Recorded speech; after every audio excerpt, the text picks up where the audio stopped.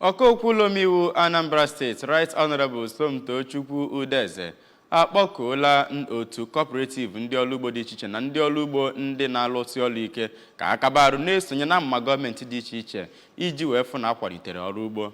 Okokwu kpọrọ oku a na mgbakọ mkparịta ụka emere ya na ndị Ọgbaru Divisional Cooperative Council, otu Association of Ọgbaru Cooperative Societies nakwazi Active Farmers nọ na kansụl Ọgbaru mere. Onye nta akụkọ anyị Emmanuel Chigbata ga-akọlu akụkọ a n'isi.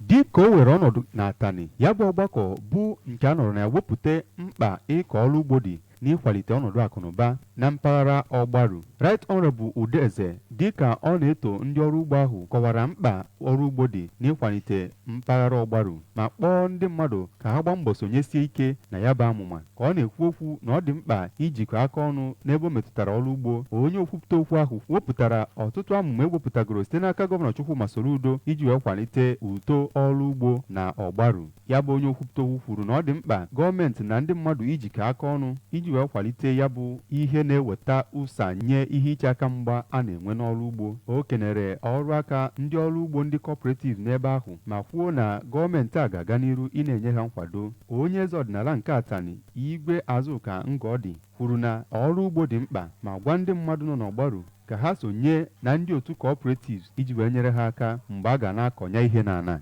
Onye ọchịnchere oge nke Ọgbaru Council Area Maazị Pascal Aniebuna nakwa onye isi oche nke Ọgbaru Divisional Cooperative Council Maazị Francis Esmai gosiri afọ ojuju nyegara onye okwuputaokwu a maka nkwado ọ na-enye ndị Ọgbaru nakwa ndị ọrụ ugbo. O wepụtagasịrị mkpa ya bụ cooperative dị iji wee kwalite ọrụ ugbo, ịchụta akụnụba, inwetakwa nri nakwa inye ọrụ nyegara ndị na-enweghị ọrụ.